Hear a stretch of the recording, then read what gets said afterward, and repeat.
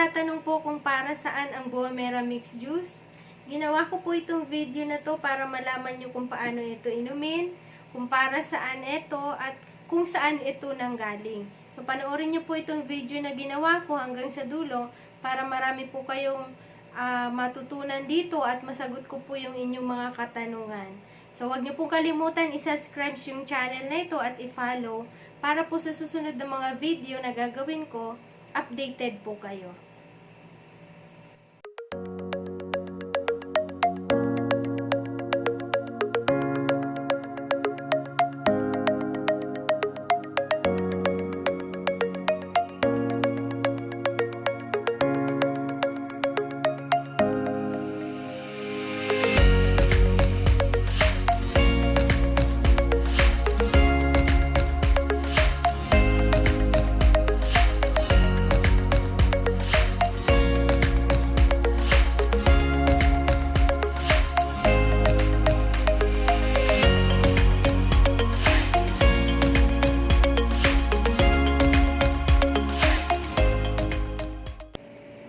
Good afternoon and welcome to Buah Merah Essensa Naturale ng Makati, Metro Manila. So, as of this time, ang purpose ko for me to speak here is to introduce to you ang Buah Merah Mix Juice. So, ang Buah Merah Mix Juice, this is in powder form. It has 30 grams ang content niya. But if you dilute it or i-mix with water, at least 300 ml of water, then i-mix siya. So, usually, I put cold water here. Ang purpose neto, why I took this from 2018 actually, ng October. So, I started taking this because ang main reason ko, I had my goiter. So, as you can see, I can wear now a V-line polo shirt para anyone can see that I am feeling okay, hindi na siya gano'n ka-exposed, and I don't have to have my operation. Kasi during that time, ng way back I think that was 2018, when I was looking for some kind of alternative or organic treatment instead of having my operation. So, I had my several laboratory tests from, one is from the hospital ng Makati. I also had my check-up sa Legazpi Village, dun sa may San Lorenzo Satellite Clinic. So, the doctor there, she was from Makati Medical Center. So, she gave me how do you call this? Yung binigyan niya ako ng referral slip para magkaroon ng laboratory test. So, I went to a private laboratory sa may, I think that is in Makati Square. So, that time it was, ano nga pala yung name nun sa Makati Square? Kay Dr. Alviar. So, I had my test there. So, binopsy rin, and then so they took some sample of my blood. Then the result was, I was really sad kasi it showed that I have lump dito sa aking goiter. So then I had to make another chance na nag-isip ako. Kasi I was really pressured and really stressed. At that time, nagkakaramdam ako ng depression.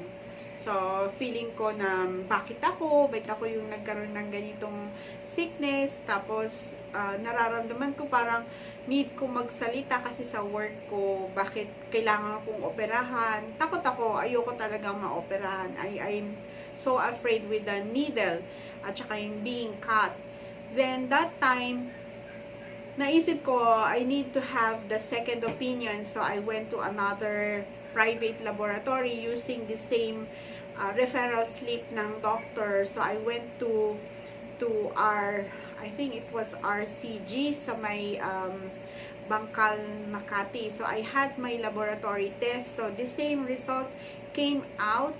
Then meron akong goiter or thyroid. So it's growing. But then, so I decided, since I have a yellow card, kasi resident ako ng Makati, I decided to take the step na to go to hospital na Makati, since I can avail yung medical assistance, pati yung the medication. So when I had my first check up there, the same procedure. So I was taken, they took my blood samples, urine, and then also the same case. So na biopsy ako. Aside from the biopsy, I had my ultrasound. And then during that time, pati na rin, sinabay na rin nun sa ultrasound ko, hanggang dito yung check. So the doctor pre-nest niya everything, and then she was very worried. So she took some pictures kasi at that time I felt meron akong fever. Feverish ako nung time na nun, and parang down na talaga ako. So she took a picture inside my throat. So to check kung I have some kind of like virus or like some bacteria sa throat, sa inside ng throat ko. Then after that, the results came 1 to 2 weeks, and the same outcome, I have thyroid. So but the difference was mas malaki siya compared to before. Then I was given about, I could remember scheduling sa hospital ng Makati needed yung prioritization siya. So mas maraming mga priority doon or on the list na schedule na for operation. Unfortunately, that time, yung hospital ng Makati, it was scheduled for renovation, yung emergency room nila.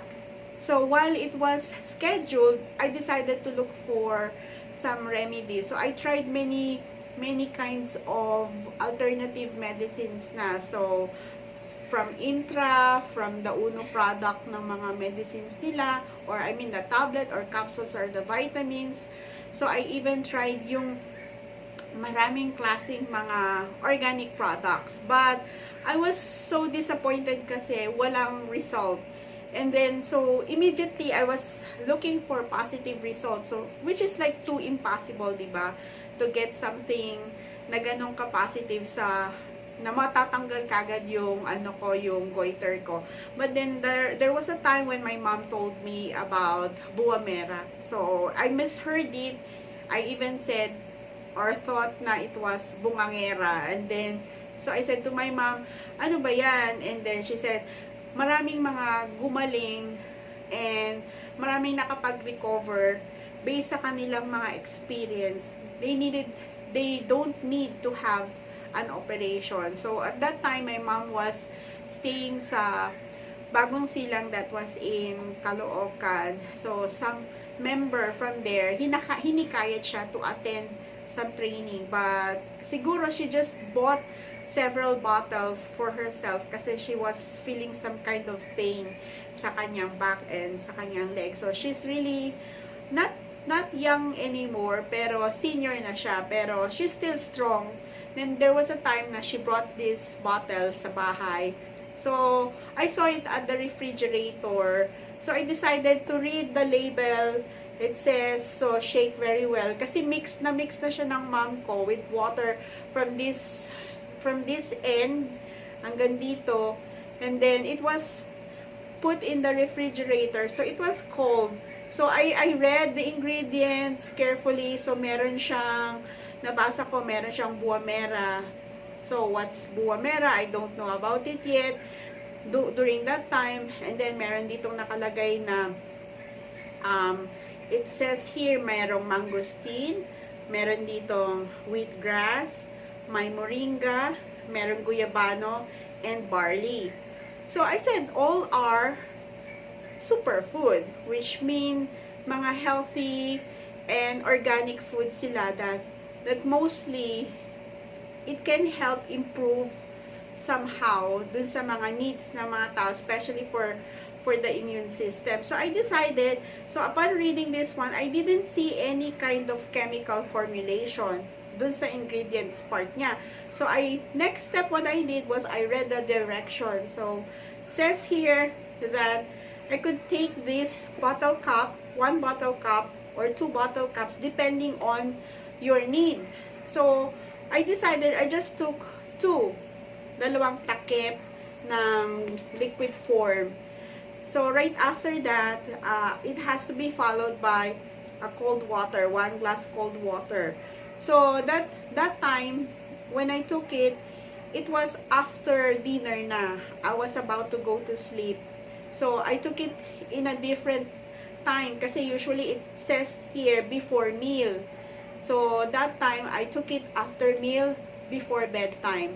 And then the following day, I went to the toilet and the result was like I was a bit shocked kasi usually what the doctor told me, I need to check my urine.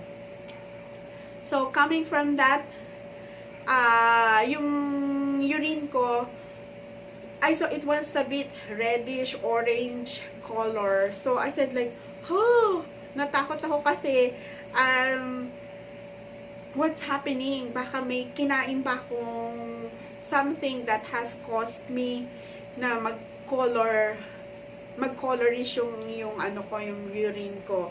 So I immediately went downstairs, drank cold water, and then hinanap ko yung pumasok sa isip ko, this one, yung Buah Merah. I think the effect of that one, I was thinking, was it the side effect or the good effect? I think the good effect on that one, kasi nalabas niya yung radical toxins ng body ko. So, naiihi ko. And then, that was the good effect. The side effect was, I didn't feel anything kasi I had a very good sleep. I usually have a very difficult time sleeping kasi my problem is like, because of depression, madalas akong nakadilat sa gabi, I cry, or I even had this fear na I might die or have some kind of like, what's happening kasi the goiter was really, for me, parang, I've seen a friend or friends na they had a cat, the other one even had a terrible experience, even losing her voice. So sabi ko sa sarili ko, I think this one had a very good effect on me kasi the first thing, it cleansed my urine.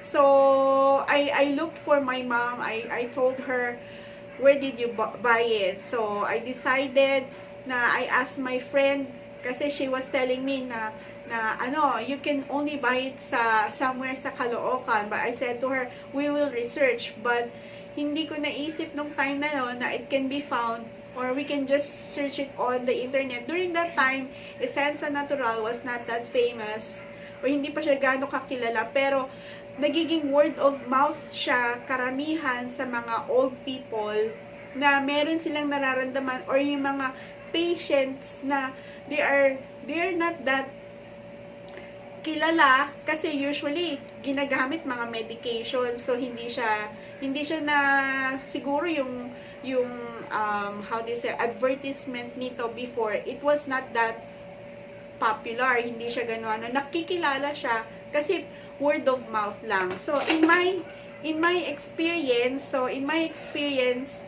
I decided to buy several, actually it was a box of Buah Merah Mix Juice. So we have to get the meron siyang, we are calling this one, meron yung tinatawag na membership. So we got several membership. I didn't know na we can get some discount. So right after that, we read the information, where can we find it. Then we decided to be a member so we could avail a lot of things. So the best part, within 1 month ko siyang ininom, tinarget ko talaga siya, kinarit ko siyang inumin kasi I searched from the internet how people was helped by this one. So they took this at least 3 times a day, 1 bottle each. So isang bottle sa umaga, before meal, and then after meal, before lunch again, and then what I do before I go to bed. Kasi I want to sleep well. I didn't take this before sleeping or before lunch, I mean before dinner. So I took this before meal ng breakfast, before meal ng lunch, and then before bedtime, meaning after dinner. Kasi I want to have a good sleep. I want to feel na I am less stressed the following morning. So it helped me.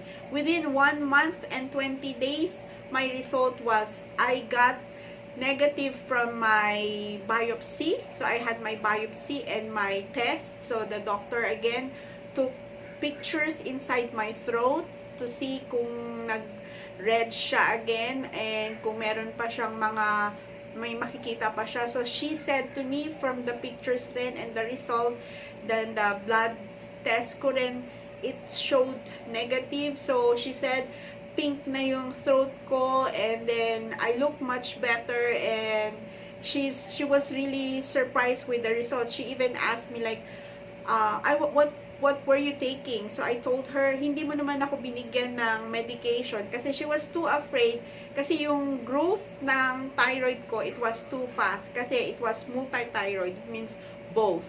So lumalaki kasi siyang, unlike now, so it's not that growing anymore. So if ever I feel like some palpitations or anything, I didn't have the opportunity na hindi na ako talaga inoperahan. And thanks to God and for having this Buah Merah Mix Juice. So coming from Miss Beth Beldad. So please contact her to know more details about Buah Merah Mix Juice. I knew that you will be helped by having this juice drink, kasi this is very, very powerful. And it's not that expensive. For a bottle of 295 pesos. So since I'm a member, I can get this one for 205 pesos na lang. So it's very, very cheap. Thank you very much po.